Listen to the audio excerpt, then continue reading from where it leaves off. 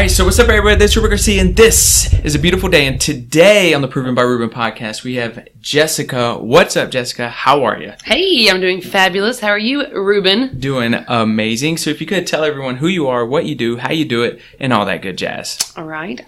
Jessica Pegg. I've been licensed for, it's coming up on 6 years now. I've always been with Keller Williams.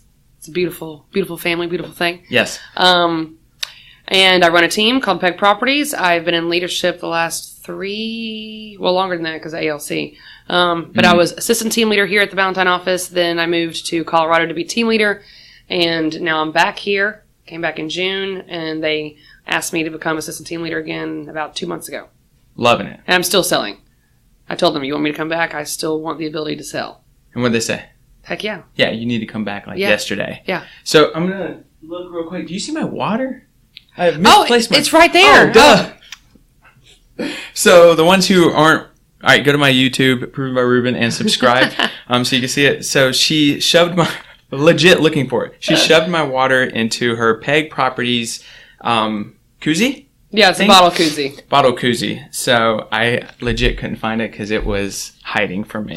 We came from the bar business. All of our swag is, alcohol related. I love it. Koozies, beer bottle openers, wine bottle openers. I love it. I love it. So for you, take us back a little bit, and you say that you were a bartender. Mm-hmm.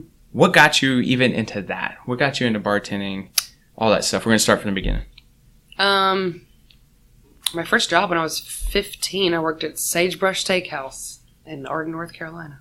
Yeah. I did everything from, I worked dish, I worked salads, and I was a hostess. I literally would do whatever I needed to do. So, then I went after that, I became a hostess and a server at Carrabba's. Then I moved to Greensboro when I went to college. Yeah. And was a server at Bonefish Grill. And they begged me to become a bartender literally the day I turned 21. They were like, when is your birthday again? When will you be sober? When are you going to sober up? Today. Do you think you'll be sober 2 days after your birthday? Because that's when I'm going to start your training as a bartender. I guess just based on, personality. Because we grew up in construction, so nothing offends us. And all of us Pegg girls love to joke around, if you will. So always bartended the whole time I was in college.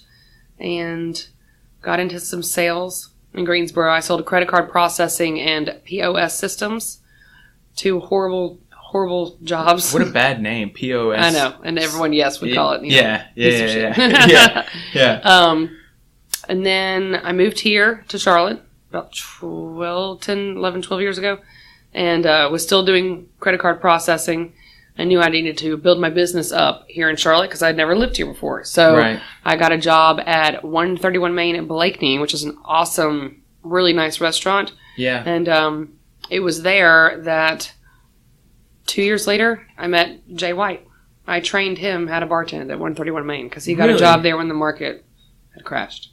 Wow. Okay. So, and I there's so many areas that I want to go into. Mm-hmm. One, I'll get on Jay White here in a second. One, what were you going to school for? Because I have a feeling it aligns with what you're doing today. Absolutely not. Of course not. What was it? $23,000 worth of, I've got a degree in anthropology and a minor in biology. Okay. Never used it. Yeah. What got you interested in that, though? Just wanting to graduate. Really? Yeah. I was going to go pre-med, and it was junior year. Every single semester, you get a different advisor telling you which classes you should take. Right. It's never the same person. So they don't know your story or what you're wanting to do. Right. And it was first semester junior year. Yeah. An advisor said, you do realize you need 6 semesters of chemistry, right? And I said, as in 3 years? She's like, yeah. It's like, oh my God. So I took one chemistry class, absolutely hated it because I have to know how and why and when. And there is no how or why with chemistry at all. So took that one chemistry class. And then the next advisor, I said, do I have enough credits to drop this down to a minor? She's like, you have way more than enough credits. So I took cultural anthropology next semester amongst everything else and loved it. Yeah? Yeah. And I was like, I'm just going to ride this thing out so I can graduate so my parents don't get mad. Right. Yeah. So with that, what did you pull out of going to college then? What would you say is the one thing you really learned in college that you've applied today? Networking, hands down. Yeah? Yeah, because if I had never gone to college and, been in Greensboro, I never would have gotten that credit card processing job or that point of sale sales job. Right. And I joined the Greensboro Merchants Association and met a guy named Chris Young, who basically ran the whole thing. He's also a radio DJ. He's got a great radio voice. Today we have Jessica Pegg. Yes. Tune in. Tune in now. He basically took me under his wing. And I think he just liked my energy. We're still really good friends. And he introduced me to everybody. And he truly taught me how to network. And so as soon as I got into this role of real estate, I started my own networking group. So how do you tell someone, since it sounds like a skill that you were taught, correct? So what do you tell someone who may be listening that has trouble with networking, getting in those places, having those conversations? What would be something that you would tell them to kind of help them through that? Just ask people questions. Ask questions. I'm not shy. I mean, I'm not going to go up to someone at a grocery store or talk to the person right behind me and say, "Hey, how you doing? What do you do for work?" Right. However, when I'm in social situations, you're out to, dinner with a friend, always sit at the bar, talk to the people beside you. Hey, what do you guys, do for a living? Ask them questions. Right. And always have a purpose. I feel that I always have a genuine purpose as to why I'm asking what they do. Right. We have a vendor program at this office. I have my own, networking group. Right. And I would like to truly see if I can help them build their business if they're in sales. Yeah. Or maybe connect them with other people that I know so that it can be a win-win. Right. I love connecting people with other people that can help make their lives better. Right. So just ask questions, Yeah. Always ask questions. And I think with the power of you asking that question, you get to find out what they may need from you. Yeah. And what their goals are and how you can help them. But I love that you like to sit at the bar, right? Because that does put you in a situation where you're not at the table already surrounded by people that you already know their jokes, you already know their... Yeah, you will meet nobody if you're sitting in a booth. That's right. Nobody. Right. That makes sense. Okay, so step one, go to the bar. Sit at the bar when you're having dinner. I don't care if it's date night or you're just meeting a friend. That's awesome. Sit at the bar. Okay. So before that, because now it sounds like you have a lot of people that you can connect people with. Mm-hmm. Before that, though, how did you get comfortable by being uncomfortable of having those conversations? What is that first step? What did that first step look like for you? Or was it never really there? You always... I think it started with Chris Young teaching me about networking in Greensboro. Right. I was in sales. I needed to meet people who, used credit cards, needed merchant services, whether they ran retail or a restaurant. And then for point of sale, it was all restaurant point of sale. I needed to meet those people. Yeah. So the more people that I met, and there's only, 7 degrees of separation or something? Right. Right. Someone always knows someone who knows someone. Right. So was it the confidence that he gave you that every conversation could lead to something? That's what got you to... I think so. And I feel more well-rounded as an individual because I've talked to so many people about what they do. Right. You just never realize how... years down the road, you could meet someone who... I don't know, just it all eventually clicks together. I feel like it truly does. Yeah. Especially with how many people you're having a conversation with and the jobs that they do. If you sit at the bar with someone and they mention, hey, I do this. And you're like, get out of here. I met someone and that does this. You're right. This is how they did it. Is that how you do it? Right. And you can just go deeper and deeper and deeper and deeper. And they feel good if you're asking about them and what they do. Everyone will always answer those questions. YFM. What's in it for me? Right? They want to hear. That's the station they want to hear. Yeah. But I feel like, is the quickest way, to build a relationship with somebody. Yeah. Especially someone you don't know. Right. Exactly. Because you get to find out how to add value into their world. Yeah. Cool, man. So that's an excellent skill to know how to network, and which was huge. And a couple of agents here in this office went to the 10X Growth Con, and that's what it was big. It was big on networking. I got there at 6:00 in the morning. The gates open at 7. But I wanted to find as many... You got to max... I was there for... The conference was 3 days. You got to max 3 days out of your whole lifetime. You better maximize. Right. Better show up early and leave late. And that's what it was all about, was networking and having some weird conversations that were like, this is awkward. But how many of those conversations are really going to happen when you're talking to 60, 70 people, that might be 3 conversations. What are those other conversations going to be, and how is that going to change your life? Right. It was cool. All right. So college, learned how to network. And then you started working at a couple places being a bartender. Mm-hmm. And then that's when you ran into some little name, Jay White. Yeah. Not sure who that is. But so you said the market crashed, so he was in real estate. He was at another firm. Okay. When he came on to KW, or I'm sorry, when he came on to 131 Main.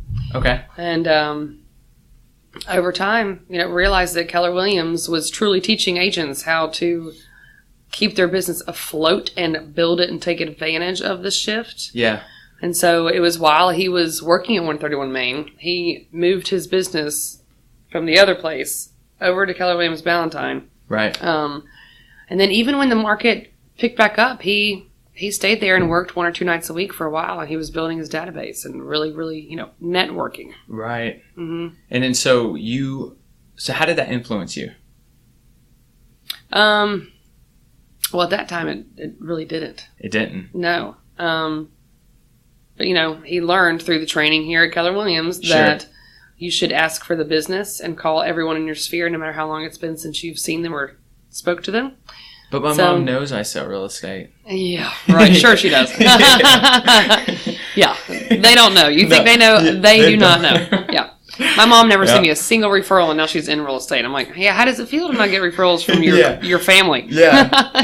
That hurts. Yeah. Oh, you do have people in your old office that did want to buy and sell real estate. Right. Yeah. No, Jade was doing his lead gen and called me one day asking, if I knew anyone looking to buy, sell, or invest in real estate.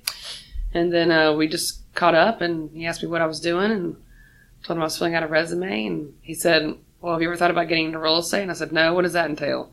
And he told me, and I was like, I can do that. So I signed up. It was either that night or the very next morning I signed up for real estate school. It was immediate. I didn't even think twice about it. Right. I mean, so what was that decision maker? Like, what did that... Because he threw the idea at you. Did it resonate? Did it bounce off something? Did it show you something bigger you can jump in? Like, what did it look like for you to say, hey, okay, I think I'm moving forward? Yeah, because I was like, I love talking to people. My dad built every house we ever lived in. And at the time, I was obsessed with HGTV. Now I can't stand watching it anymore. Yeah. I think that does that to you in real estate. Turn that off! Yeah, I'm not scared to talk to anybody. And it is about networking, even being in real estate. So I was like, let's do this. And I don't know why I had it in my head that it was to cost like another, $23,000 to get my real estate license. I legit had no idea that it would cost me like maybe $2,000 total and take about 2 months. No clue. So when he told me that, I was like, sign me up. And then you signed up immediately. Yeah. How was that first day or that first week of class? It's good. Yeah. I was it was. I was so excited. I was naive in a very, very good way. Yeah. I was posting on Facebook, checking in at Superior School of Real Estate, letting everyone know I just got my license, or I'm about to get my license. This is a straight commission job. You guys have all supported me for years. I'm going to be ready in 2 months. If you know of anyone looking to buy or sell, please, I would love to help them, blah, blah, blah. Yeah. And I would make those posts all the time. And I got my first client under contract 6 days after I got my license. So awesome. So were they telling you to lead generate? Or no, was that just I literally just did it because I was scared to death. I'm going into a straight commission job. Yeah. So what would you tell someone who is maybe on the fence right now about, and maybe it's not real estate, right? But it's all commission job. They hate where they're working. It is hourly. It's that comfort check that comes in. What do you tell that person? Well, I feel like it's just a lifestyle change. It truly is. And wherever they are now, there's a ceiling there. There's absolutely no ceiling, though, when you're a straight commission, and also depends on what company you're working for. Yeah. But, we are all in charge of our happiness and our lives and, the legacies we leave for our families. Yeah. And if you have the drive and the hustle and you're education focused, there's literally nothing that could hold you back. Yeah. What type of ceilings do you think they're hitting at these other corporate jobs or whatever? Yeah. I feel like you're about to resonate with someone. A pay ceiling, a I strongly feel that with most companies, that when you are working a salary job, even if it's salary plus commission, I highly doubt that the people that you work for have ever had conversations about where do you want to be in 5 years, what about 10 years, what's important to you. Do you truly take time with your family? Do you travel? What have you wanted to do that you have not been able to do in the last, 10 years of your life? How can I help you get to that? Because you're working for somebody else. Yeah. I mean, they should have those conversations because the happier you are in accomplishing all those things, well, you feel appreciated and you'll stay longer. Yeah. The loyalty grows deeper and deeper and deeper when you're treated really well. Right. And you're accomplishing everything that you've ever wanted to, personally and professionally. So you got it, and thank you for that. Yeah. You got the taste of, how much was that home? Just curious. The Which one home? that you went under contract in 6 days after getting your license. $120,000. Fayetteville numbers, yes. Okay, cool. So you got that check. What did that do for you? How did you feel like this thing was going to go? 6 days under contract. Yeah. How did you talk to me about that? It was great. So I joined Jay's team. Okay. Which, better be. I know. I tell people this all the time. Jay and I didn't really have it. We never ever had a sit down conversation about you're going to join the white group and work for me. Right. It was just this understood thing. It's understandable. We literally never had an in-depth conversation. Come to the family, Jessica. Yeah, it was kind of like, well, you'll be over here. Cool. I need you to sign this. Awesome. I'm here to support you. Yeah. Sure. Kind of like a bunch of shrugs. Like, sounds good. Whatever. Yeah. So I get my first client under contract. I'm, on the white group team. And at the time, he had an admin, which was his sister, but she wasn't doing any contract to close. We've got Dave Lodall here in the office that does a ton of that for agents. You can, pay him per deal. At closing, yeah. Yeah. So I'm like, oh my God, I got my first client under contract, and I'm so excited. And I've got to schedule the inspection and closing, and I got to do this and I got to do that. And Jay goes, you're doing none of that crap. And I was like, what? But they told me in Ignite. And he's like, I don't care what they told you in Ignite. And he literally, because I've known him for so long, he grabs my shirt and drags me down the hallway. And he's like, Jessica, meet Dave. Dave, meet Jessica. You're going to hand him your file and you're going to go sell another house. And I was like, all right, cool. And he's like, you're not supposed to know how to do any of this crap. And even me as assistant team leader, assistant team leader again, I've never submitted a green sheet or I've never hit that submit for review button or ever filled out a green sheet ever. I have no idea how it works. But you're not giving your clients the full customer service. Oh, yes, I am. They don't want me doing that stuff. Well, even from step one, they don't. And you immediately, create a team, if you will. It's myself. I've got a closing coordinator. I have professional photographers. Yeah. Day one, you truly do have a team. So what do you tell that person who says, no way, man? Like they've been in real estate, hell, let's just say, 6 days to 60 years. Mm-hmm. And they say the only way that the customer can get that full satisfaction has to be from the single agent. What question or what do you tell that person? Well, do you not go on vacation? I do. Do you not sleep? And then what happens to those clients then? They just have to wait? Maybe. Yeah. Yeah. Plus, we're all in classes. The busier you get, opportunities, come at you, whether you're teaching or you're traveling more often.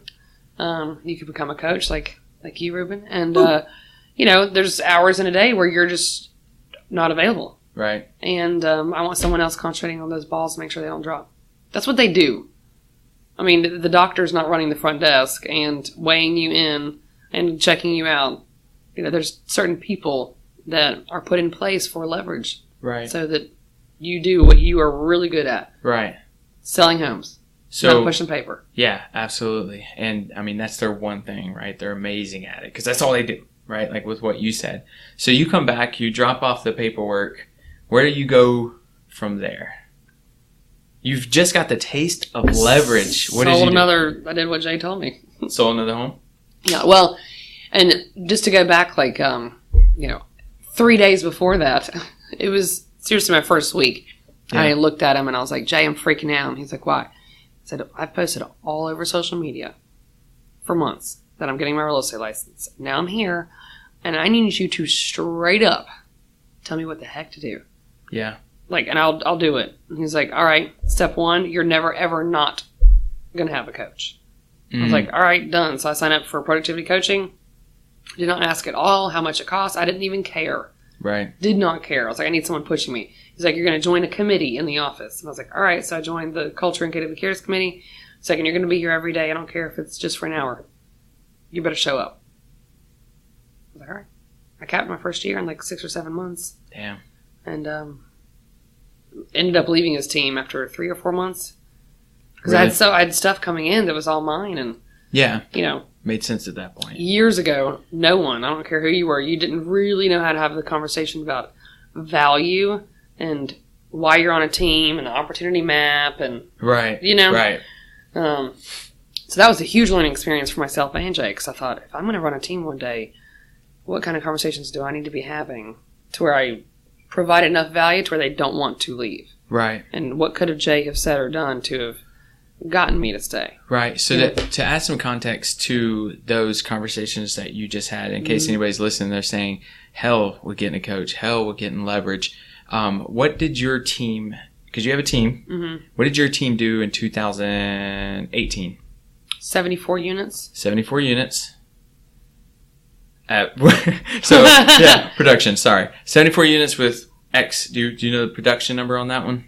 Volume? Yeah, volume, sorry. It was over 19 million. Okay. And then where's Jay White at, his team? More than that. Yeah. Yeah, I don't know. Yeah. Well, if you were to throw a number, just guesstimate, because we probably won't. I didn't prepare Jessica at all for any of these questions, so. God, they're on the other side of this wall, and I want to like knock and ask his admin right now. Yeah.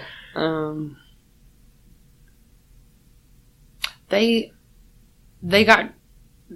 trimmed down their team, if you will. Sure. Last year. So then, for majority of last year, it was just him, Mark, and Christina. Yeah. I would still guess that they did definitely over 100. Over 100 units. Yeah. So, and so the reason why, and thank you for sharing that, because the people who are listening, I want them to know and understand that this isn't just someone who is kind of throwing this stuff at the wall and seeing if it sticks. Like, you're proven. Jay White proven. Mm-hmm. And you're running a team and the assistant team leader, the assistant CEO, or whatever you call it. Right. Here at the #1 Keller Williams office in the universe. Yeah. Right? So what you're saying holds true. I mean, just per the numbers and per the results that you're getting. Yeah. I mean, people straight up ask us. I mean, just like I told Jay, tell me what to do. We tell people exactly what to do to build their business. It's just a matter of like who's actually going to do it or not. Right. It's very, very, very simple. Right. It just takes drive and hustle, and you got to put in the work. Well, thank you, because that's where I was going to go. So what type of person would, at least for the, how long have you been? Almost 6 years. Almost 6 years. Okay. For the almost 6 years, what have you seen? What are the qualities that you've seen that is like, as soon as they walk in, you're like, guy or gal's going to crush it because they have the same quality as so-and-so. What are those qualities? Let's see. Personable, easy to talk to. Just, you can tell when someone is thirsty for knowledge and is just soaking stuff up. And when people show up, and I don't mean just showing up and sitting down, show up. Participate, sit up straight, take notes. I can open up the door of like any Ignite class and go, they're going to make it, they're going to make it, they're going to make it. Probably not. Right. Yeah. You choose what you want to take in, and those who clearly want to take in everything, they're going to win. Right. They're going to go the long haul. Build something huge. Yep. At the 10X Growth Con, I was attempting to get to my seat, and I couldn't because someone's legs were in the way, and they didn't know their legs were in the way because they were sleeping. Oh, wow. And that was not free to attend. Not even a little bit. Not even a little bit. Yeah, no. I mean, isn't that crazy? So they showed up, but they didn't show up, right? And you kind of shake your head and it's like, damn, dude, you're missing the whole point of this. Yeah. Yeah, why did you? That was an expensive nap. Yeah. Oh, you're right. Yeah. Yeah. No doubt. 100%. So you left the Jay White team because you felt a lot of the business was coming into your world per your own leads and your own circle of influence. All right. You just jumped from a team about to build your own team. What were your first thoughts? How did that feel? My first thought was I should go ahead and brand myself because I don't want to change my email address 3 times in less than a year.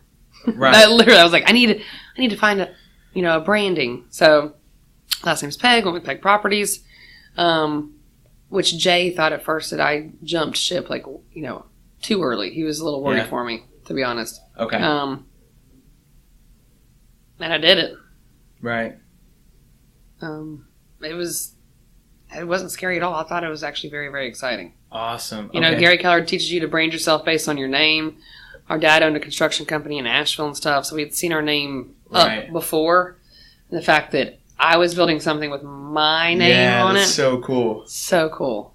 Did you make that call to your dad and let him know what was going on? He actually passed away 10 years ago. Really? Yeah, if he was still alive, because he had an unlimited general contractor's license. Right. My God. Oh. We'd be flipping homes left and right. Y'all would be left running and right. town. You have no idea. Yeah. Pegg Powerhouse. Maybe. LLC. Yeah. The holding company. Yeah. Yeah. So that's cool. So, cool that you said the branding thing. So you would suggest that anybody who's looking to kind of step out on their own, that they would brand their name? Mm-hmm. That's what Gary Keller says. Okay.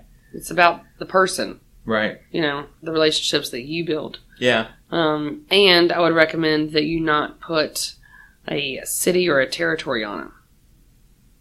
Oh, okay. Within the brand. Yeah, because you don't know where you're going to be in 10, 15, 20 years. Right. I mean, it's not, So Jess what about sells Flo Rida? Charlotte. Flo Rida? He's stuck in Florida. He's not stuck in Florida. Ohio. He can't be that, No, yeah. Totally. Yeah. That's cool. So that's awesome to hear that you were excited, right? And not as nervous as I hear some people be when they, even their first thoughts. Yeah. And that's what keeps them, and nothing wrong with teams. I mean, love teams. But that's what keeps them on the team, is because they're scared. They're scared to make that jump. They've got the support. They've got the guidance. They've got the accountability. Yeah. And then you, in essence, leave that behind from the team perspective to build your own, and for you to be excited. That's awesome. I knew the whole time I was in Ignite.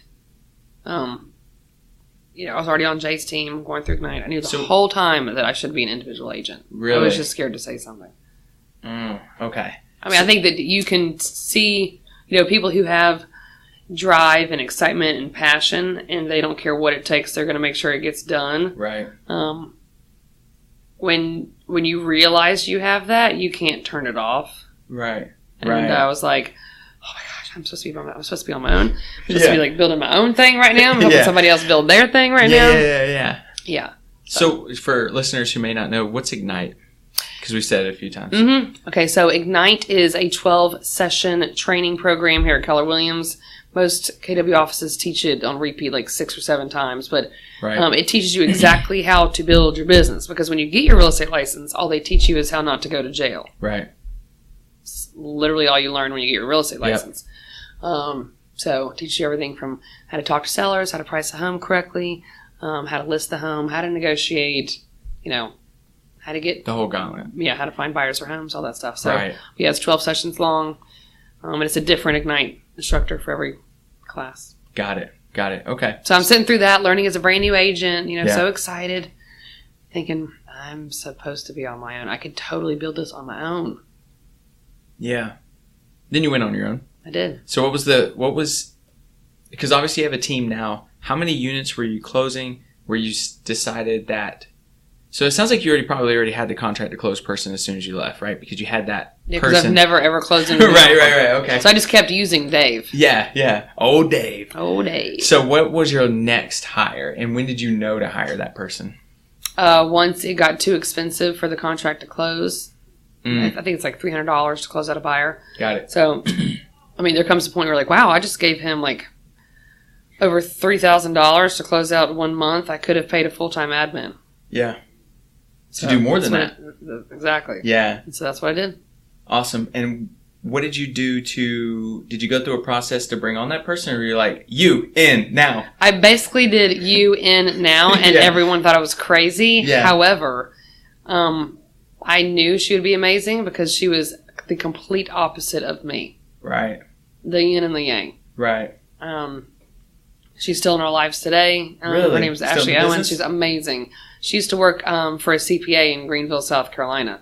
So she knew about numbers, crunching numbers, finances, loves spreadsheets and to-do lists and keeping everything, organized and in order, Right. which is not me at all. Right. So I just automatically knew this is going to work out. Cynthia Matheny actually was like, you didn't have her take the disc? Like, how do you know? Yeah. How are you sure Yeah. that you're not hiring, an ID or something? You need a CS. Yeah. I was like, because I just know. And then she came on board, and a few months after that, we had her take the disc, and it was 100% the perfect person. Yeah. Cynthia was like, yeah, all right. Yeah. Yes, after meeting her, you were, but this is rare that you can just, hey, you, come here. Right. I think it might be good. Right. No doubt. And still in your business. Right. So was she working somewhere else when you recruited her or plucked her? Or? I knew that she was going to move to Charlotte. Oh, gotcha. And So she's she was looking for best work. friends with my younger sister, Lindsay. Got it. And that she would be working at night.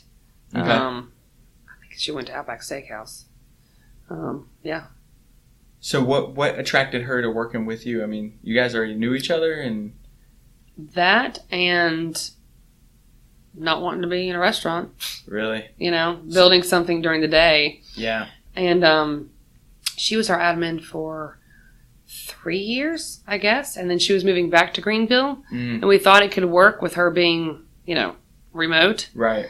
And it just didn't. There's something to be said about handing someone a piece of paper or, know what I mean, physically seeing somebody. Right. And then she had talked about, well, all right, I get it. So I found someone else, and Ashley was talking. Ashley, is my original admin. She was talking about all these resumes that she was sending out to these corporations down there in Greenville, and I said, no. What are you doing? She said, what do you mean? I said, you can run your own business. Start a contract to close business. Yeah. No one cares about you not physically being around for that. Right.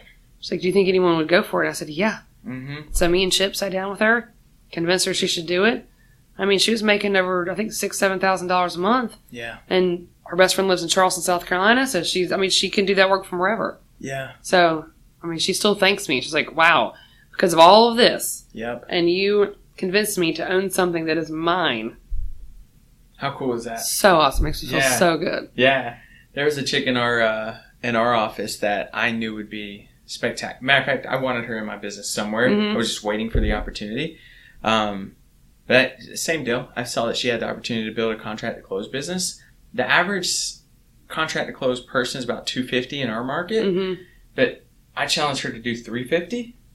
And she was like, no one's going for that. I don't think so. I was like, dude, your value, because you always hear it, price is only an issue in the absence of value. And she's got the way she does things is amazing.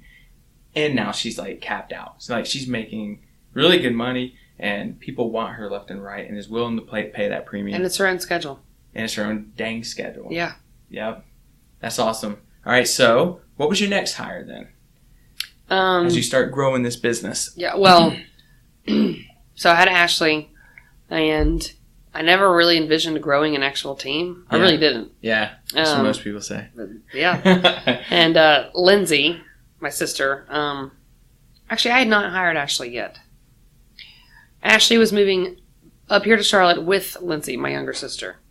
Lindsay had moved to Greenville, South Carolina to be the general manager of Mac's Speed Shop, barbecue restaurant and bar. Mm-hmm. And she hated not Mac's, but just the restaurant life. It got so daunting. She missed every birthday, holiday. Yeah. It's the restaurant business. And Right. she's in Greenville. Right. So after hearing her, complain and be sad a lot over a year and a half, I was like, please get your real estate, move back home. You own a house that is rented out. I was like, just move back into your house. Right. Move back up here. Get your real estate license. I will help you. Let's do this. Yeah. And Ashley was moving with her, and that's when I was like, awesome, because you've got all the skills. Would you be interested? She said, absolutely. So we knew that as soon as they, got back to Charlotte, Right. that she would be on the payroll. Yeah. So at that point you had 2 admin? No, just Ashley. Just Ashley. And then Lindsay, as soon as she got licensed, was my first buyer's agent. Got it. Okay. So how was that for you to let go of the buyer side of the business? Because again, you are the only one that can deliver that type of value, cannot hire someone to deliver that value. Right? So, like, how did you know to bring on a buyer's agent, and were you comfortable with it? I was comfortable with it. I felt busy enough. Yeah. You know, and with it just being myself and my sister, we decided that, you know, we would just both work with buyers and sellers. And then towards, I don't know, maybe like a year or so later, we got to the point where we thought, no, this is honestly kind of complicated. When you don't separate it, Right. it feels complicated. Exactly. It makes it just, no. Lindsay loves working with buyers. She's still only, I mean... Did she take the disc? Yeah, right? A long time ago. I have no idea what it says. Yeah. Lindsay loves working with buyers. There's something for her about making sure someone gets into the perfect home. Yeah. Making sure they're not making a mistake. And somehow getting them everything they asked for in negotiations and stuff that just, you know, gets her super jazzed. So it wasn't even a challenge at all for you to hand off the buyer side of the business? No. But it was about 3 months after she got licensed. You know, Ashley's on as my admin. Yep. Ashley had been working for me, I guess, 6 months or so. Lindsay's like in her third month in real estate. Mm-hmm. I had been so busy for two and a half years that I never really took a vacation. Yeah. I was like, I need to get the hell out of the United States. Because Yeah. it doesn't matter if I'm at the beach. People still blow me up. Right. I need to literally go international. Right. And I begged my friend Megan, because I could not find anybody to go with me. I was like, I need someone to go with me. And Megan's like, well, I don't know. We just had the baby a couple months ago, and we're going to be like moving back. I was like, Megan, if you don't go, I don't get a vacation. I'll pay for the whole freaking thing. And she's like, all right, let me ask Dan. And she was like, he said yes. And I was like, thank you. So we went to Jamaica, and I kept calling them, checking in. They're like, if you call one more time, we've got the business. You went on vacation for a reason. Yes. Stop calling and checking in. And So Lindsay's like, I know I'm huge. new, but I know to ask Jay White or Brian Casper or Karen Scully. I know to ask them if I have any questions Right. at all. I promise you, we're not going to let anything fall or fail. Yes. Ashley's best friends now with the best admin in the entire Valentine office. Like, Right. we've got this. And I was like, okay, fine. That's crazy. And ordered another cocktail and just breathe. And then Megan was like, seriously, don't call them anymore. Yeah, I was like, I mean, all right, I'm good. But I'm good. I mean, every business owner needs to do that, though, right? Like, have those call-in, check-in moments until the admin's like, stay out of this. This is not your wheelhouse. Remember? Yeah. And we got this. Yeah. So, how did you feel after that? Besides, like, the liquor rolling in your system and all that, like, when you were beating down that door and they finally closed the door, sealed it shut, said, "Come back later when you come back to the United States." How did that make you feel to know that? Awesome. Yeah. Like, I felt like I had made it. Yeah. It gave me a feeling that I truly owned a business now, that I can have freedom, I can trust other people to be taken care of, and that it doesn't matter that it's not me that's returning the phone calls or dropping off a sign or any of that. I just got goosebumps. Yeah? Yeah, because there's something to be said when you become a business owner. Mm-hmm. Like, there's something to be said that you are enjoying yourself and you finally get to taste a little bit of what you've worked so hard to put in place, and you get the time to do it, and you get to relax because you know that you have some empire builders back at home that are building it for you. Like, what the F? That's such an amazing feeling, right? Yeah. That's awesome. Okay. The fact that I could pay for it. I mean, my God. I used to beg people to I would walk into the restaurant I was bartending at fully clothed on a Friday or Saturday night when I did not have a shift. Go, anybody want the night off? I know you do. I know you want a Friday night off. I got Duke Power calling, and like literally at 5 o'clock tomorrow, they're going to turn that off. I need you to go home. So that was my life. And so to fully pay for a trip and just like, no. Did it hit you? Did like the emotion? I had taken my twin sister Adrian to Chicago with me. And I remember on the way to the I came here to the office to grab a commission check because, I wanted to deposit that sucker before I went to Chicago. Of course. And it said, congratulations, you've capped. I think this was the second time I capped. So my second year. But yeah. And I told Adrian, I was like, I'm gonna pay for everything. Like, I want to take you to Chicago. Yeah. And I cried the whole way to the airport. Because, I came from that place of scarcity. Yeah. And I'm like, wow, now we could blow money and I'm going to be okay when we get home. Yeah. Just straight blow it. Did you straight blow it? No. It was, we did everything we wanted to do. Yeah, no doubt. Yeah, it was It was amazing. Pivotal moment, for sure. So, 2 quick questions. 1, how do you tip? Like a Rockefeller. Yeah, I bet you do. Yeah. Oh, yeah. Knowing who's on the other side of that tip, right? Yeah. I mean, it's always between like 35 and 50 or 60%. And by the way, look where you came from. Yeah. Right? So tipping well, and are they talent? Like, could they join the business? Or if they're not... All the time. Right. Yeah. Right. Shoot, what was the second part of that? Dang it. Going on vacation, leverage, the team thing, feeling It like I built a business. It was more the abundant. When not living in scarcity. Yeah. I was going to go somewhere with that. Well, maybe this will help you remember, but it has... something to do with your financial thermostat. And once you learn something, you can't unlearn it. Right. So, and the first time I ever took Bold, I realized that I had a fear of money, which sounds so dumb. And I did have a fear of money. Yeah. So, yeah. overcoming that. I think knowing that you're worth, it's okay to make more money. You're worth it. Yeah. And to shift from, I know it's going to dwindle down to nothing and I'll have to, scrap change and stuff to make ends work, and knowing that that's how it is all the time. Right. And then shifting to, I'm literally never going to let that happen again, and I have an abundance of money. Right. Did you have to challenge yourself to think abundant when truly you weren't? Like, if you were to really... Yeah. I watch The Secret all the time. Yeah. I literally willed, everything I feel like into existence. I mean, even my mom, she was like, you need to go back to bartending. You've got no money coming in. I think it was crazy for you to go ahead and quit. Blah, blah, blah, blah, blah. And it made me feel like crap. And I thought, you know what? Over my dead body. No. Boom. Like, I'm going to prove you wrong. And someone, I actually have I need to repost it again on Facebook, but it was this meme that I saw. Tag me in it? Sure. Okay. There was this, I posted it last year. I need to post it again, but it says, if you tell me I can't do something, I'm going to do it twice and I'm going to take pictures. And that's how I felt. Yeah. Yeah. Oh yeah, you think I'm going to fail? I didn't do all this to fail. I will succeed. Yeah. So. And I wonder how many people have that challenge where it's, yes, the people that surround them that may tell them that they can't do it. Yeah. Like, how many times is it your actual family?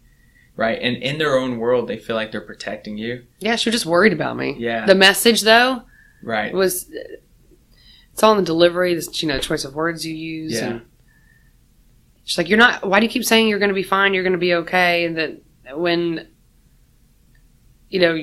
you just asked, us for money or whatever it was. Yeah. And I thought, well, if I tell myself it's not going to be okay and that I can't pay those bills, that's going to be true as well. Right. So for those days that, and, it was getting a little hard or whatever, was there something that you reminded yourself of, or maybe something you saw on Secret, or maybe that, I think they tell you to put a paper, or is that Think and Grow Rich, where you keep a paper in your, or like, did you have something you would like shit was just hitting the fan, and what would you go back to and just remember or say, or was there something like that? What you think about, you bring about, and then just tell yourself that. Yeah, and then Diana Kokoska, what you focus on expands. And my first affirmation that I wrote in bold, which I still have printed, and it's in my bathroom, and it's had hairspray and toothpaste spewed all over it for like 5.5 years. Oh, because it was on the mirror? 5.5 years? Yeah. But it says, money comes easily and frequently, and I deserve greatness. And that's the affirmation that I wrote for myself 5.5 years ago. How many times would you brush your teeth a day? At least 2 or 3 times. Oh, okay, great. Yeah. So you would read that 2 or 3 times a day? All the time. Yeah. I'm never going to trash it. I mean, I've moved 4 times since then. Since I wrote that. Yeah. Printed it. So where are you at now? What does your team look like? 4 agents, 1 admin.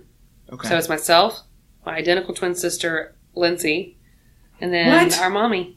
Our mom. I did not know You had an identical twin. Are you serious? I 100% had no idea. I don't have a picture of her in here. I wonder how awkward it's been if I've seen her and I'm like, yo, and she's like, okay, hey. No. She's actually never been to a mega camp or a family reunion or anything. Oh, okay. Yeah. What? I know. So we're mirror twins too. I'm right-handed, she's left-handed. She'll be in here for training, and people say hey to her. She's taking bold again right now, back to back with Molly. Are you her right now? Are y'all playing a trick yeah, absolutely, on me? Absolutely not. Is she here? Not in this building right now. Dizang. No. Yeah. In the future, I'm gonna have to see her. Absolutely. And then Lindsay, so proud of her. So she's my younger sister that got her license first. She's a productivity coach here. She's one of the best productivity coaches we've ever had. Love it. She's gangster. I mean, she's the bomb. Is she here today? I don't know if she's here right now. That would be awesome, though. If she I would love to see her. Bring her in. Yeah, I would love to chat with her. So you said you have four sales agents, correct? One admin. Yeah. So if what are those agents? How many buyers and listing do they do both? So so we separated it because we learned better years ago. I'm the lead listing agent, and Lindsay, Mom, and Adrian are all buyers agents. Got it. Mm-hmm. So you're focused straight listings. Mm-hmm. No one else on the team is going for listings. No. So you are the assistant CEO of the most profitable market center in the universe, and you still find time to go on listings to build the business to almost 80 units closed in 2018. How do you do it? You got to stay on purpose. Yeah. It can't be... I mean, just like you and Kelby were talking about. Mm-hmm. From the 10X, I mean, how much time are you wasting? Right. Watching TV and all the other stuff that's not helping you get to where you need to be. Right. So, focused. I get done what I need to get done. Now my coach, Barrett... Listen to this and be like, well, the last couple of weeks you haven't, you didn't complete all your handwritten notes. Drop it in the comments. This, that, and the other.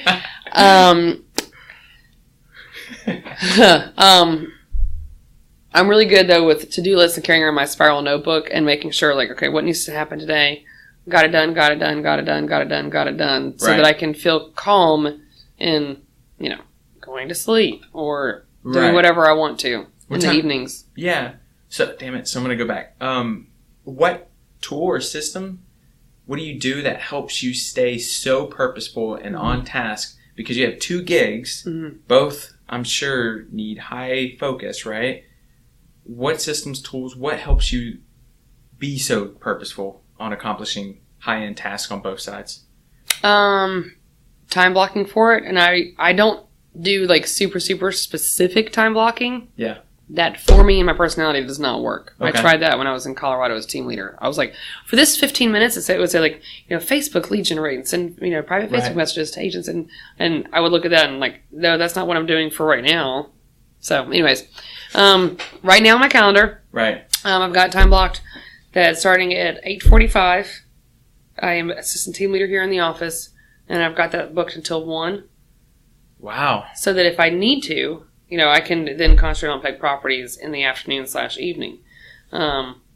Some days I still have recruiting appointments here in the office in the afternoon. Sure. I do today. I've got a group interview. I actually group interviewed newer agents. Oh. Yeah. Well, that's I'm not having the same exact conversation 3 times today. I'll do it once. So, love it. Yeah, so that helps too. Yeah. Grouping new agent interviews. Okay. And yeah, I mean, Chip and Brenda, all the staff here, they've known me for so long that when I say I'm going to do something, I'm going to get it done. Right. There's also a saying that friends came up with years ago for us Pegg girls. One of them is, if you ever want anything done, ask Pegg. Yeah. And we'll get it done. So they don't worry about me getting my work done or projects here in the office for assistant team leader. Right. So if we were to open up your calendar, it would say from 8:30 to 1, assistant TL. It says ATL in office. ATL in office. Mm-hmm. And then from 1 to what time? It's just wide open. I mean, it's wide open, and I block in green anything that's money. Right. So I've got a time slot every single evening for a listing appointment from 6 to 7. So I've got that on there. Gotcha. Things of that nature. Okay. So what if this is me being selfish? I just want to know, what does your morning look like? What time do you wake up, and then what? About 6. 6. Okay. I would love to wake up at 5 or 4:45 and go to the gym. I used to a long time ago. Yeah. And, maybe I should do that again. I don't know. But I wake up about 6 o'clock. There's a mindset call every single morning at 7:30 that Chip does. Oh, cool. Yeah, you guys should log into that. It's amazing. And you can keep your phones on mute. Is this something he records? Nope. Live? Mm-hmm. Every morning? Every morning. It's like maybe 15 minutes long, and he's been doing that for 4.5 years. Holy crap. Huh. I wonder where he's getting his content. It's typically whatever he's going through. Got it. So just off his own plate. Yeah. We talk a lot about technology, especially with all the rollouts. Could anybody plug into that? Literally, anybody. Could we say it on the podcast? Yeah. So where would they, if they're looking for that value in the morning? You said 7:30? Mm-hmm. They're looking for that value at 7:30 in the morning Eastern Standard Time. Yes. How do they do that? How do they get there? You want me to look up the number for you? You want me to give it out right now? Sure. Okay. Yeah. So here's some value add that you guys didn't know was going to happen. Yeah. Chip is going to... Now, can other people talk on the other side? Ask questions, Q&A, or does he just speak? We asked that everyone put their phones on mute. Right. Which most of the time people do respect that. This morning, though, I think someone forgot that it was not on mute and it was in their pocket, and I could hear dogs and stuff. We're like, put your phone on mute. You're driving us crazy. Yeah. So call into this conference call line. I'm about to give you guys the number. It is 515-739-1015. Conference call number is 515-739-1015. And the code is 186. No, hold on. Crap. 1862. I'll have to. These are one of those things I should prep. I memorize them, you know. Right. Yeah. I'll get you guys that. You're like 95%. It'll come back to So you. listen to the whole podcast, and then bam, you'll get it. Yeah. You'll get it. But the call lasts about 15 minutes. So that's how we start off every morning. Got it. It's typically the same 6 to 10 people that ever, comment at the end when he wants feedback, or does he want to have any questions, or what do you think about that? Right.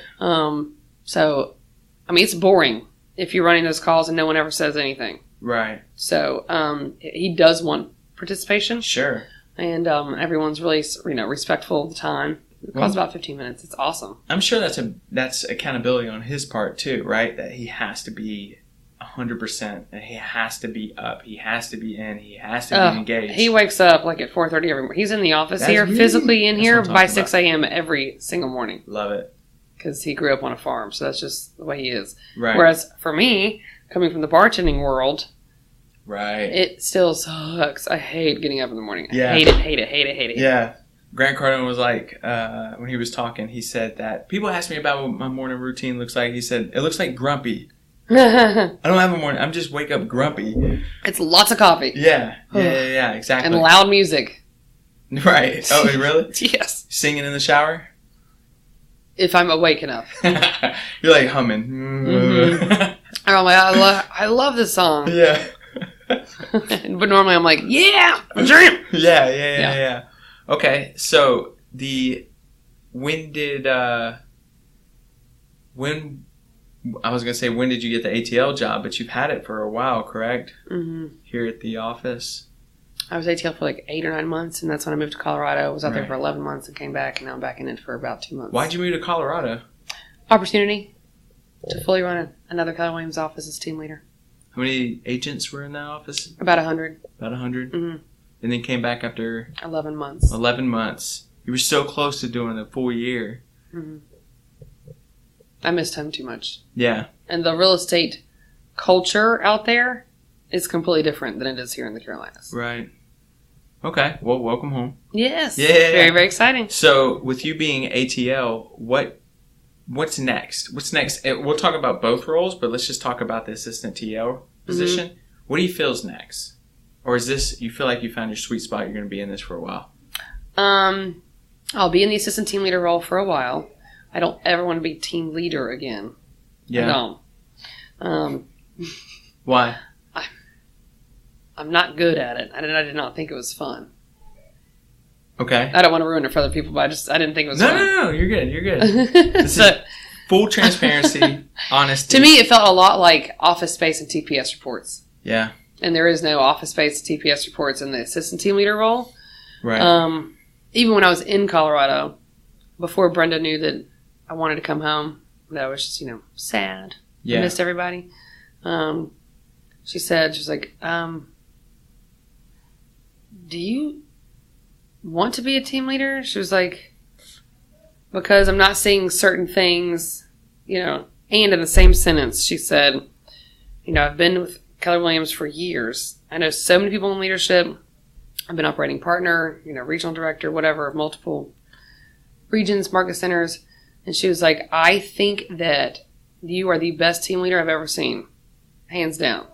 Like, you should be training others. Wow. Now, the team leader role, though, is different. And I'm wondering if it's just not a fit. And I was like, no, okay, I'm seriously trying, I'm learning, da-da-da. And then I was like, Brenda is correct. Yeah. And I want to go home. Yeah. Then you came home. Yeah. Yeah. So we know it's not TL. What else could it be? Or is there something else you're looking at? Yeah, down the road? Yeah. Yeah, I want to be a MAPS coach. Yeah? Mm-hmm. I will be at my lake house on my screen and porch doing my MAPS calls. And then as soon as I'm almost done with my last one, I'm going to be waving down to whoever's, with me, whatever significant other that may be. Yeah. Hey, did you get enough mixers and stuff? Do you need no more vodka or Jack Daniels or anything? No? Okay. I'll be down there once. Yeah. And then we spend the rest of the day on the boat. Yeah. Yeah. Where's that lake house? Baden Lake. Baden Lake? And about an hour and 10 minutes north. Gotcha. Why that place? Because in Asheville, when we were growing up, we had a place at Lake Kiwi, which is an hour and 10 minutes away. Yeah. And Lake Kiwi from here, though, is 3.5 hours. That's just too far. Right. But to have a lake house an hour and 10 minutes away, it's close enough to get a short weekend out of it. Right. And you're still technically out of town. Yeah. Sorry, I'm not in town. Sorry, I'm out of town. Yeah, and you're telling the truth. Sorry, I'm out of town. Yeah. That's awesome, man. That's awesome. So, what about the MAPS coaching or the coaching world has a hold of you, has your interest? The fact that you can do it from anywhere. I told you that Jay told me not to never not have a coach. So I've never not had a coach. Right. And then when I was in Colorado as team leader, Brian Martin, he's super gangster. He's a badass. Yeah. He was my MAPS coach for leadership for my TL role. Right. And he had told me that for, I think it was a year and a half, 2 years, he and his wife and their small children bought a beautiful Winnebago, and they traveled to all 50 states. And they ended in Hawaii. I think he said they were there for 2 months. And in the Winnebago? Well, shut up. Beast! Yeah, but they ended up in Hawaii. And he made great money the whole time. Yeah. They were able to do that because you don't have to physically be anywhere to do these calls. And he said it was just up to him to make sure he knew what time zone he was in. Right. To make sure he calls them at the right time. But even in Hawaii, he said, because I forget if it was California, that's where he was living when he decided to do this and set up all these calls. Right. With all of his MAPS clients. Right. But he said that when he was in Hawaii, his calls would start at 4:30 or 5 a.m. and he would be done by 11:30 or noon every day.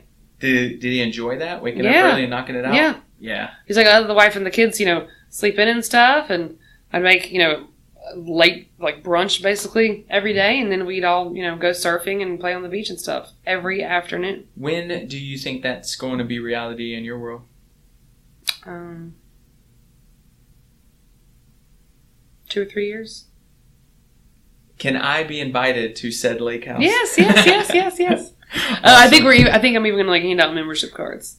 Really? Yeah. What about Airbnb as well? When you guys are out?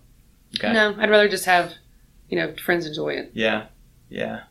Awesome, man. So what about, does that kind of roll right into, that sounds like the future, right? That sounds like not just ATL, but also Pegg Properties, right? You exiting out of Pegg Properties and doing that? Or what's the next step for Pegg Properties and yourself within Pegg Properties?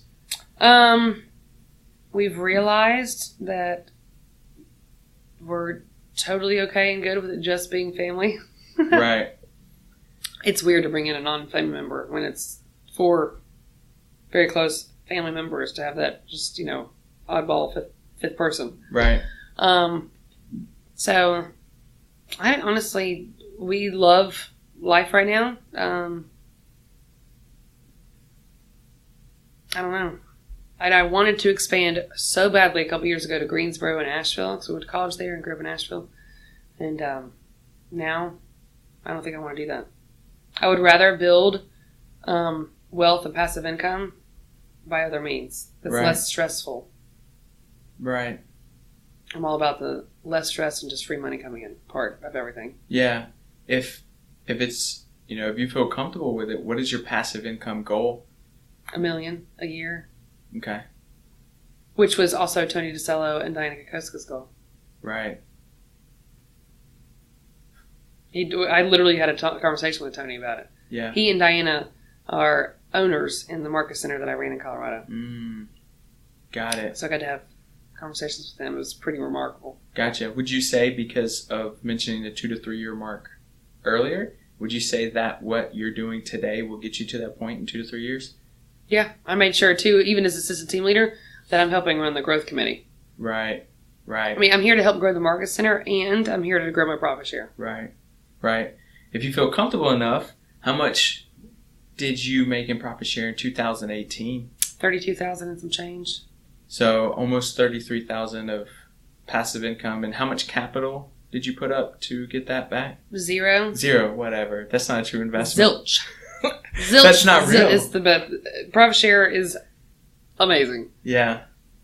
Yeah. Absolutely amazing. Yeah. Awesome, man. So if is there anything you want to say real quick before I jump on to some questions and hit you with? I would, speaking about real estate, and the passive income. Yeah. I've taken Linda McKissick's classes, and I feel like what she says applies to anyone in any job, even if, there's corporate people listening on here. In real estate, if you're working for another company or you're not participating in profit share, the last day you get paid is the last day that you take that for sale sign out of someone's yard. Yeah. It's the last day you ever make any money. If you're working for another corporation in sales, that's the last day you ever get paid. Yeah. And this company rewards you for helping to grow the company. Right. And it is a beautiful thing. I was talking to what is considered to be one of the head honchos in our market. No, excuse me. I wasn't talking to him. Another agent was talking to him, and she came back and told me the story. Mm-hmm. And head honcho, different company, and he was like, "Oh, I got it made. When I'm retired, my plan for retirement?" She was like, "What?" "Referrals. I'm gonna get a ton of referrals." And I was like, "Oh my God." He's a head honcho. Like, people look up to this guy, and I'm just like, that's the wrong play. Yeah. You're playing the wrong play, man. How about when I'm done, I can still get referrals. 100%. Then I'm already going to be getting profit share. I don't have both. Yeah. Yeah. I mean, what's the true definition of freedom? To do what you want, when you want, how you want. Yep. And if money just rolls on in without you doing any active, by the way, referral, it's 5-minute active, but there's active in it. Mm-hmm.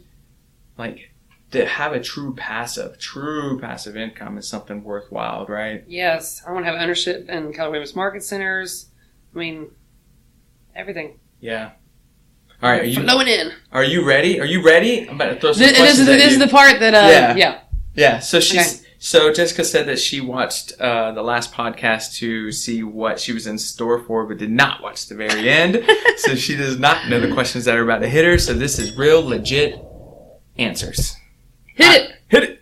All right. So what do you believe separates excellent from average?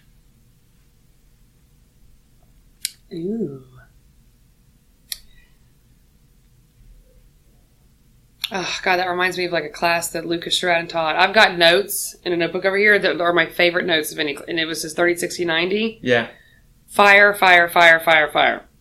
And one of the things I got from that in the Carolinas? No, it was actually in Colorado. Okay.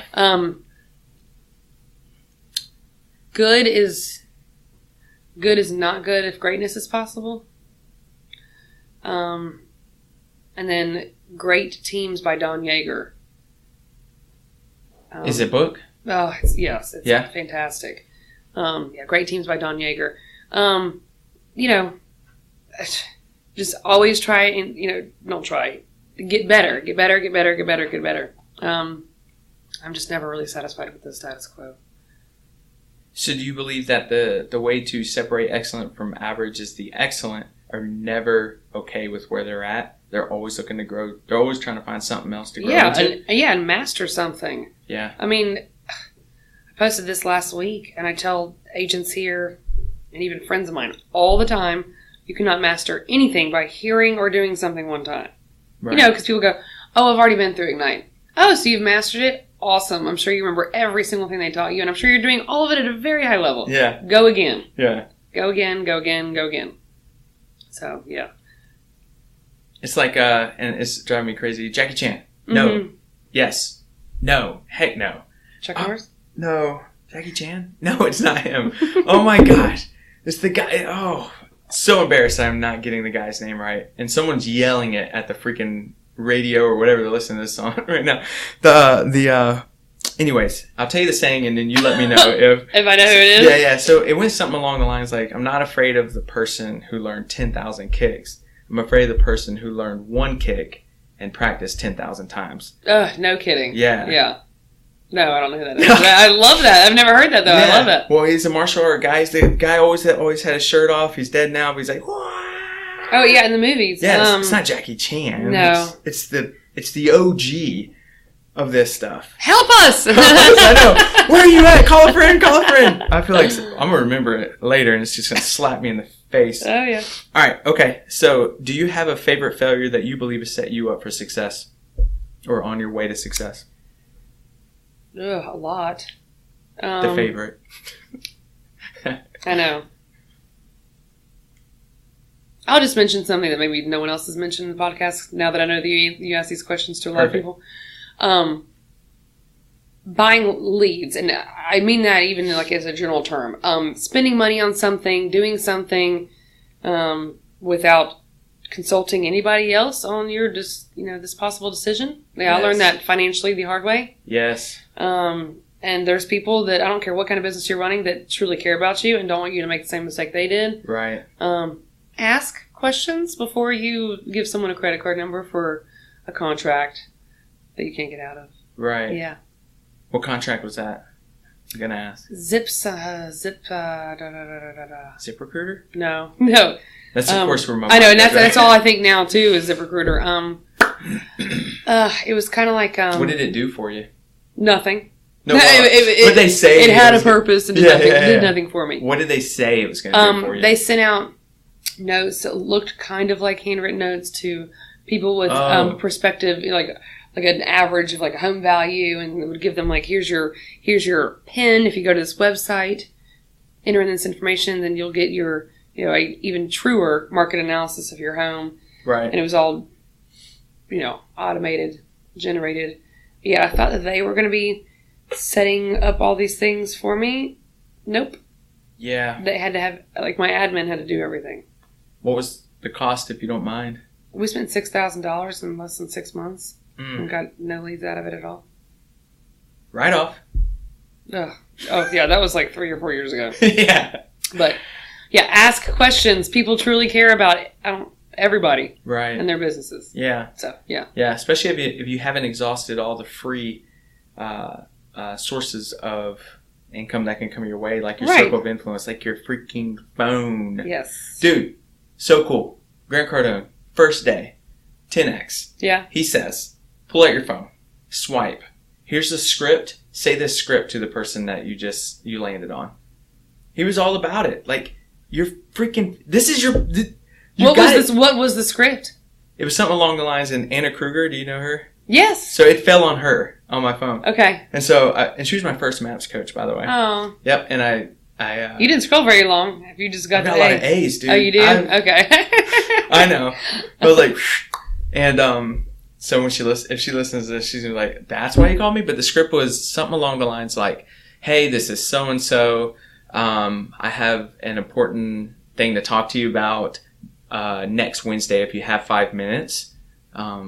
let's set it up or something like that. But it was setting appointments on Wednesdays, basically. So I guess that was your follow-up day or your appointment day. But either way, 35,000 people made phone calls. I wonder how much money was made for free in 2 minutes in one stadium. And it was the same deal, right? It wasn't buying leads. You were just exhausting your phone and talking to the people who already know you, love you, trust you.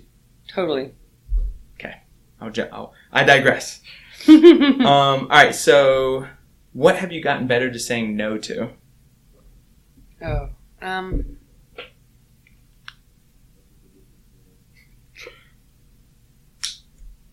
This is going to sound really bad. Mm-hmm. Ruben's going to become a spokesperson for Listerine. They know that. This is going to sound really bad, but I have to explain it. I've gotten really good at saying no to helping people. Okay. That sounds really bad. What I mean is, me as assistant team leader, I'm the first person that a lot of these agents meet. Right. So I am the comfortable place to come to for questions and advice. Right. So, no, I can't help you. Have you asked around the office? I mean, I have to teach them other ways. Right. Jay used to ignore every phone call when I was on his team for the first 3 or 4 months. Really? He legit would send me the voicemail. Okay. And hours later, he'd be like, "Hey, you called? What's up?"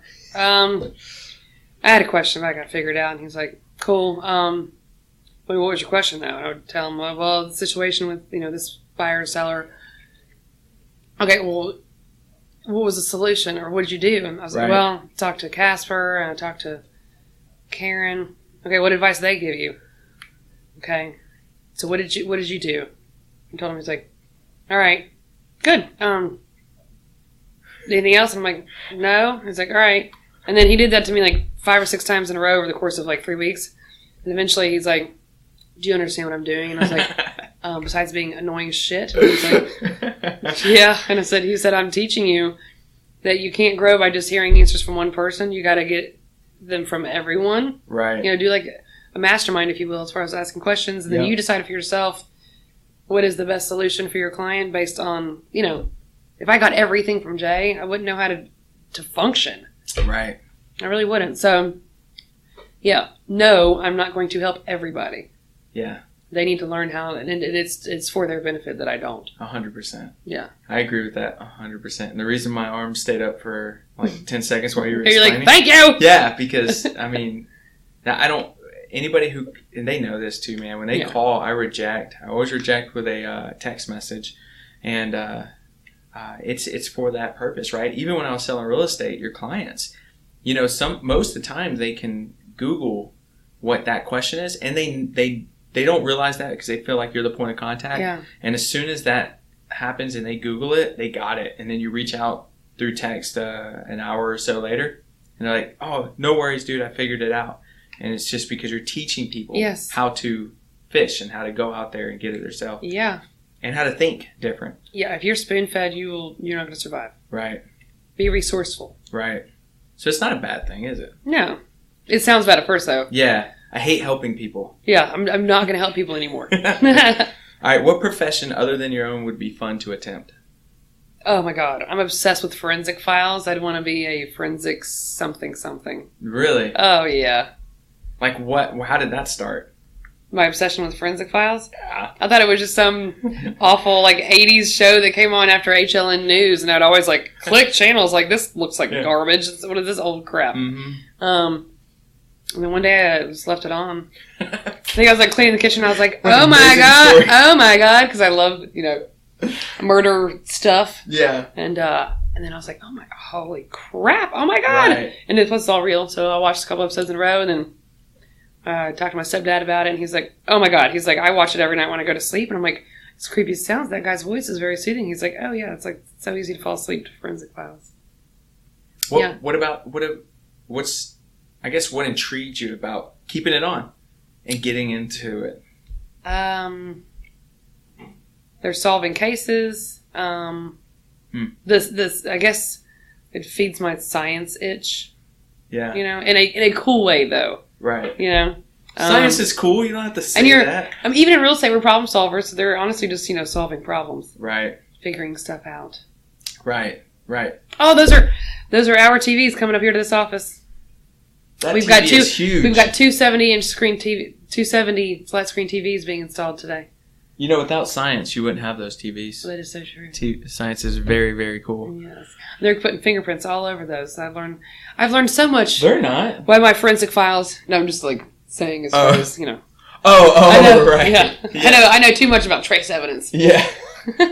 Jeez, don't make you upset. Man. Oh yeah. If I ever get attacked, this is something I've learned. I'm serious. I'm going to use this in real life. If anyone ever tries to attack me, I'm going to scream and let them know I watch a shit ton of forensic files and that I will spread trace evidence everywhere. Ugh. Yeah. My mind went. And I think they would immediately be like, she's going to pee all over herself. I'm going to pick a different person.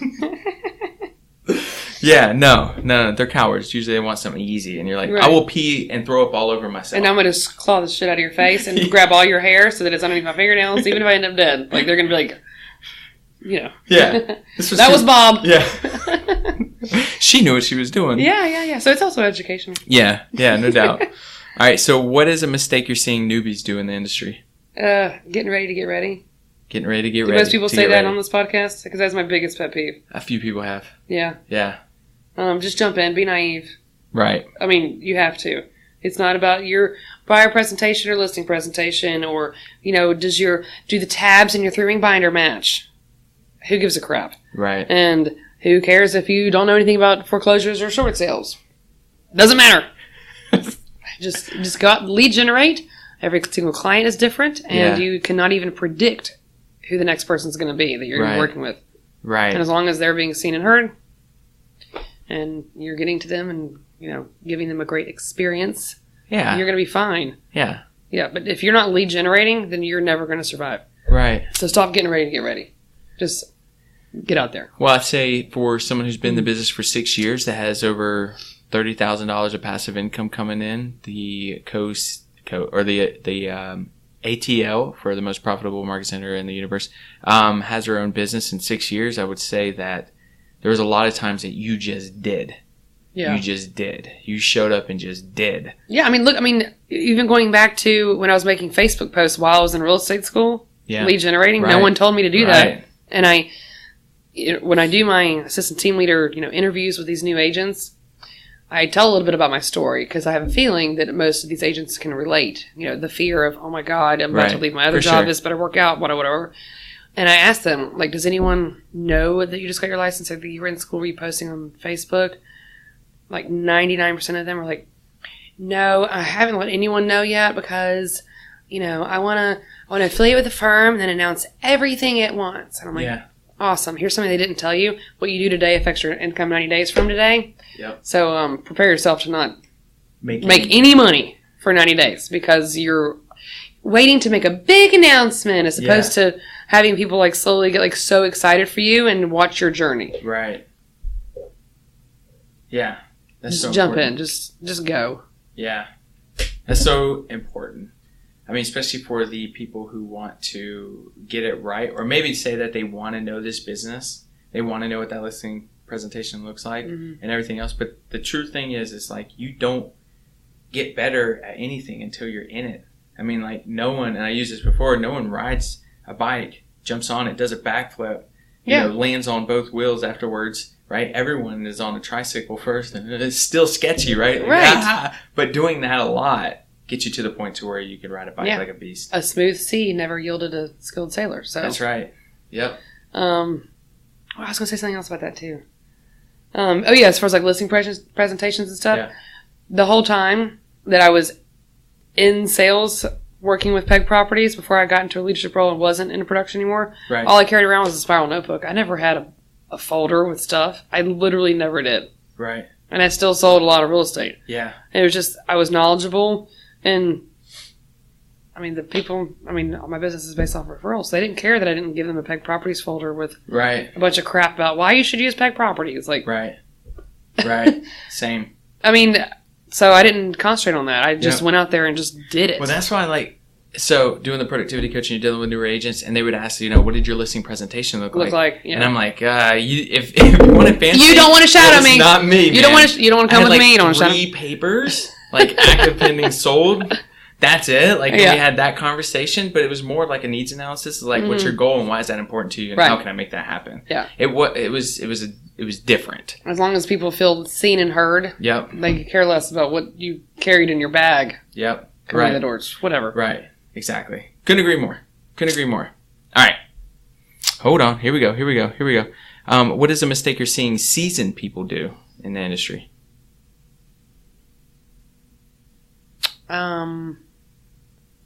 A lot of them are still buying leads. It's ridiculous. They get hung up on like the Zillow and stuff. Yeah. And I feel like a lot of them too have gotten very, because they've gotten so busy, it's very turn and burn and not building the relationship. Right. It's become so much of a numbers game that they just want to do more and more and more and more and more and sell more and more and more and more and more, like every year. Right. To where they lose that personal touch and the relationship, and no one feels cared for anymore. That's not how I want to build my business. Well, it's good for your business, isn't it? Kind of. Yes, and with us going into the shift that we're in, right? Everyone's saying that it's the relationships that you have, right, that are going to hold people afloat. Yep. So in times of need and struggle, or if the market is seeming down, those potential clients are going to reach out to the people that they know for true, honest advice, and they're not going to be clicking links on Zillow, right? Or it's something generic. Who do you know? Yeah. Build relationships. So, I think most people would agree that Gary Keller's an absolute beast, and I had someone went to one of those masterminds. He's doing tons of masterminds right now, right? And I got their notes, but there was 3 things that really got pulled off that paper. And what I threw into an acronym, because I live off acronyms, is MRE. And in our market, that's a meal ready to eat because of military, right? It's just this nasty, gross thing. But meal ready to eat? Meal ready to eat. Yeah, you gotta eat an MRE one day, maybe. Well, I told you I got tuna in a pouch. Is that like an MRE? Close. You're very close. So in my mind, I was like, if you want to eat in the future, like in real estate, pull out your MRE and that's market. Know your market for the M. And because these are things I pulled from Gary Keller, like off the notes. R is relationships. Yes. Build deep relationships. And the E is experience. Give better experiences than basically over deliver. Yeah. And you do those 3. It was a lot of pages, but basically it was those 3 things. Yeah. That he said, just simple, keep focus on that. You're going to be fine. That's why we teach a class called customer experience, not customer service. Right. It's about their perspective. Right. Awesome. All right. So a purchase less than $100 that has most improved your life. A purchase less than $100,000. What'd you say? $100. Sometimes I speak fast. I apologize. $100. That has most improved your whole life. $100. $100. Oh my God.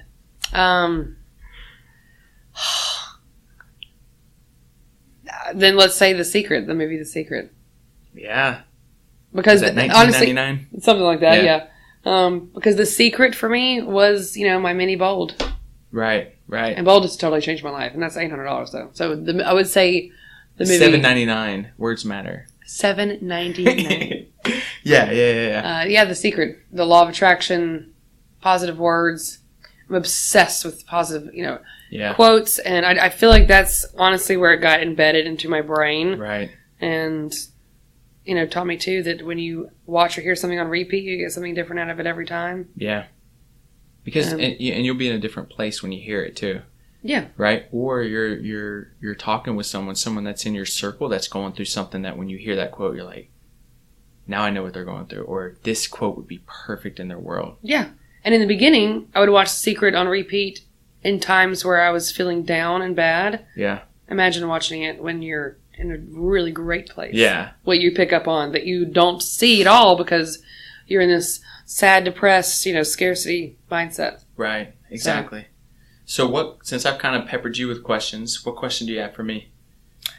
Well, I asked you a couple questions earlier, and I'm trying to think of what they were. I love the fact that when did you get your license? Because you said you did sell, and then you said you were building your team, and then you became team leader. Yes. So what happened to your team? Do you still have it? So it wasn't my team. Okay. It was a team that I was helping build. Okay. So it was myself, one agent who came from ERA, I think. Uh-huh. She came from ERA, and one admin. Okay. And I was at Coldwell Banker at the time, and she reached out to me, and she was like, hey, you want to build a team? And I was like, I don't know what that is, and why do you want me? And so anyways, we got together, went to KW, and we built a team, did over $12 million its first year in production with a 155, I think at that time, average sales price. And that's when I fell in love with the coaching. Like, because you started having to bring on buyer's agents and listing specialists. And I love that, like, helping them identify what they're in it for, what the numbers mean and all that. And it just rolled into, actually, they didn't want me to be TL.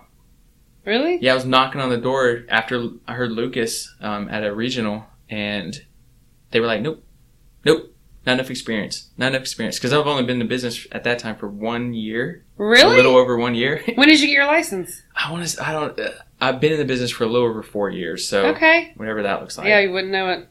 Yeah? Well, thank you. I appreciate it. Well, I think it's just the consistency thing of never backing down. Like, knowing what you want and just, like, and then what you said, just taking action. Like, don't fucking try to figure it out. Like, who cares? The point is, you need to get over there. That's it.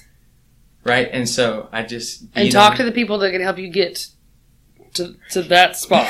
Yeah. Well, I talked to Lucas, and I was like, because I wanted to be TL, and I was like, okay, well, I'll just move to Kansas. Like, I'm going to be a TL. Yeah. It's either here or Kansas. And so eventually I became TL in Fayetteville, and we did great. But you were already living in Fayetteville, right? Mm-hmm. Okay. But I was going to move to Kansas because he inspired me that much. Hey, I salivate when he speaks. Yeah. Like, I am like, so excited. That's why his notes are, the best notes I own. Yeah. Like, I will treasure my old spiral forever. Exactly. So what question was that? So I thought you came over with a couple other agents from Coldwell Banker. No, just me. Just you. Yep. And then in what class, when did you see Lucas? What was he talking about? He wasn't. He was just brought in as a guest. In Fayetteville? No. So at regional, at Fort Mill. But I used to go with leadership as an agent. Right. Because you were going to be a team leader. I was like, well, I didn't really know then. I kind of knew, but I just knew I wasn't going to be in sales forever. Right. And so I can't continue to hang out with sales, like on the ground people. I got to hang out with leadership. Right. So I would always go to these regional things. And then Lucas just was a guest. And I was like, that's it. Lucas, and I walked to him. I was like, what do I have to do to be part of what you're growing? And he was like, talk to your regional director. Yeah. Because he was not crossing that line. Yeah, talk to Mark. Yep. And so I did, and then beat down the people in my market center until I finally became TL. Did you, once you became team leader, were you like, Lucas, look, I made it? Yes. And then Did you call him or email him or what? Well, I don't remember how I reached out to him, but I did. And shadowed him for 3 days. So then flew out there and shadowed him. That's right. Yep. And that was like mind blowing. All his people were on such a high standard and appreciated the high standard that I was like, okay, that's what I'm going to bring back to Fayetteville. Yep. Was this uncomfortable high standard, man, that you had to meet. If you didn't meet legit, he is cutthroat. Yeah, you're done. As far as standards go. We have a high performing team, and you have to meet it. Yeah. If you don't meet it, cool, but you're just not on our team. That's it. Yeah. I was like, oh my gosh. God, yeah. Took 3 days. That's it. And I was like, okay, I know what I need to do. Yeah. Yeah. Yeah, I learned so much from him too. So inspiring. Yeah. So then, I mean, how long were you team leader? Like a year or two? Almost 2 years. Yeah. Almost 2 years. I remember when you were stepping down because you knew you wanted to go into coaching. Yeah. And then you were coaching PC there. Yes. And then you decided to join forces With the Jake Dixon. Yeah, with the Jake Dixon. Yeah. Well, here's the deal. Like, to be completely transparent, when I was TL, the numbers were saying we needed a PC. Yeah. Right? We were having record amount of cappers. And, as TL, you're like, that's a good and not good thing. The fat middle needs to bring it up. Right. So we were like, okay, PC. We need PC. And I was starting to look at things. And honestly, when I contacted Maps, it was like this book. And I was like, oh, I'm not reading the book. I can't read the book. They gave you a PC book? Yeah, it was the playbook. I think. Huh. I've never seen that. Yeah. Oh, it was like a dinosaur, and I was like, I can't. Like this, I can't do this. Yeah. And so I started reaching out to people, and Jake had something that was already like back end built out, mm-hmm. and I was like, okay, that looks easier than this. So when I find a PC, that's what it's gonna be. And then it just hit me. I was just like, dude, dummy, you run PC. Put someone else's TL. Yeah. And and we did good. The agents in 2018 grossed almost $500,000. Nice. Almost half in his first year. And by the way, they didn't want me to grow a PC there because it was a failed program in the past, and I was like, it's gonna work. It's gonna work. I'm not going to let it fail. It's me. It's Ruben. Remember? Yeah, remember? It's me. Hey, when he says he's going to do something, he actually does it. Yeah. So it was a fun ride. And aren't you CEO or president or something? Of Locker Room? Vice president of Locker Room? Yep. It's so awesome. Yeah. So, and still running my own coaching business as well. Nice. So, yeah. It's kind of cool, man. I feel like I found a little bit of my fit after 10X.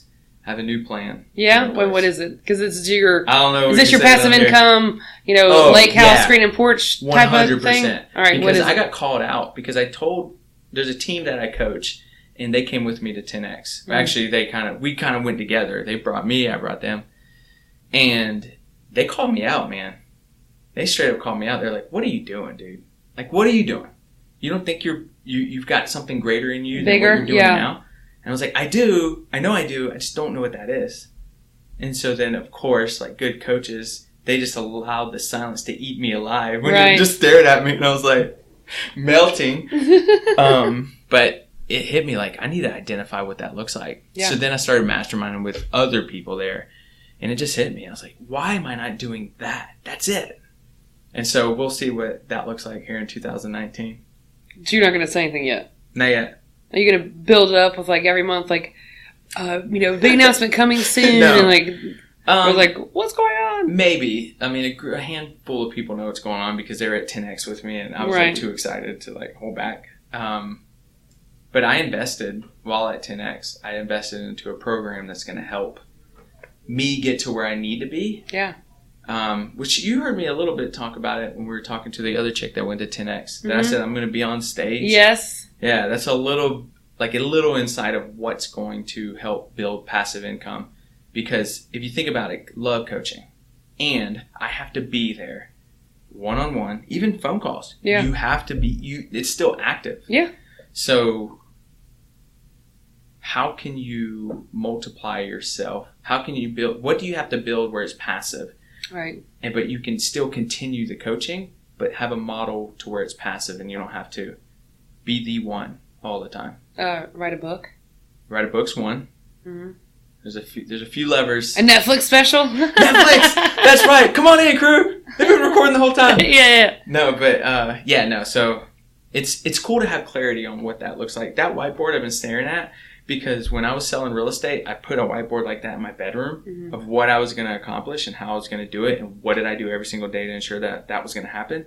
That whiteboard's been clean ever since I've been out of sales. Yeah. It's time for me to go back to the whiteboard, draw it all out, and I'm excited to execute. Jay had this office when he was running PC here. Yeah? So, yeah, that's his. He doesn't want it back, and he screwed it into the wall. He doesn't want it back? No. Do you want it? No. No. That's yours. And then this stuff was put up with command strips, so it's just kind of there. Yeah. No, that needs... You're gonna have to draw your lake house or something on that whiteboard. That's a good idea. You know what I've wanted to do? And what? I doubt you've heard of this, and if you haven't, you're going to be so excited. Tony DeSello had a woman who she wanted to buy her husband like a Porsche or something. Porsche. Porsche. How much are those? Like 60 grand? Depends. Okay, let's say like $70,000. Okay.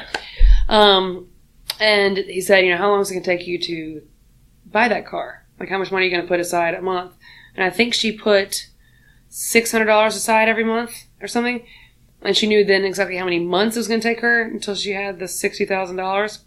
And she took a picture of a Porsche, sent it into Etsy or something, and someone turned it into a puzzle that she put on the wall. And every time she put, the $600 in the jar for the Porsche, she added another puzzle. So she could see the car like coming to life and see, how close she was to the goal. So what I've been wanting to do is a picture of a lake house, turn it into a puzzle with something classy, sexy, badass on a wall. Yeah. So it's on display. Yeah. Mm-hmm. If you were to do something like that, how long would it take you to do? 30 minutes. 30 minutes? So do you mean to like get on Etsy and find a photo and 30 minutes. Would you say that you have 30 minutes in your schedule? I know I was coming here to get coached. Would you say you have 30 minutes in your schedule sometime from today to the end of the weekend? Yes. Yeah. And if you had that time, would you use that time for Etsy? Yes. What are you gonna? You're gonna do. You're gonna do it too. What are you gonna put on yours? The stage at 10x. No, because you have to put. Because this has to be. To be like. That's like a stepping stone. Yeah. This is more like monetary. Beach house. I just want to see I want to see my plan. Like I just so bad on a whiteboard. Like it's all making sense. I just need to draw it out. So you're gonna text me by the end of the weekend that you've ordered that off of Etsy? Yes. Yes? I will. Awesome. Very cool. Last question. What question do you have for everyone who's listening? Why are you listening to this damn podcast? That is the best question ever on this podcast. Best question. It could be any question. Did you do anything for someone else today? And if you are listening to this, go do something else. Go do something for someone else today. Do something to make a difference. Does it have to be a big thing they have to do? Nope. It could, hug 7 people. It could be buying Starbucks for the person behind you. It could be, anonymously paying another agent's monthly bill. Anything. Just do something. Something. Yeah. Nice for somebody else. So where could people find you? Not like your home address. Yeah, I know. Yeah. Although I love handwritten notes. Yeah. Jessica Pegg on Facebook. I've got a picture of me with a Keller Williams hat, and I'm basically like, yeah, you know what's up. Yeah. K-Dubs. Yeah. Add me on Facebook. You can email me at Jess, at pegproperties.com. And it's Peg with 2 G's, the P-E-double-G. Every Snoop Dogg song, we're like, instead of it's the D-O-double-G, we're like, it's the P-E-double-G. By the way, Snoop Dogg was at 10X, just saying. Came out on stage. He was? He killed it. Oh my They came out. Oh yeah, it was sick. 1, 2, 3 into the 4. Don't let me grab this mic. That's awesome, man. So guys, I know you guys enjoyed this podcast. Subscribe so you don't miss another one. And reach out to Jessica because she's a rock star. Yes. And if there's anything that she could do to help you out, I'm sure she'll do it. Oh, and also, if you want to, go to pegproperties.com. I forget what tab it's under, but the video that me and Lindsay, did you ever watch our really dumb video, our YouTube music video parody? Maybe. It's got like 13,000 views. But shoot! If you want to laugh and make fun of us, go watch that video. Awesome, cool. Let's get our views up. Can they comment? I don't know if you can on YouTube. I mean, sure. YouTube? It's on YouTube? Yeah. They can absolutely comment. Okay. So when you comment on it. Comment, put your thoughts, and then put hashtag Proven by Ruben podcast so we know where it came from. Yes. All right, guys. Thank you, Jessica. Thank you. All right. You're the best. You're the best.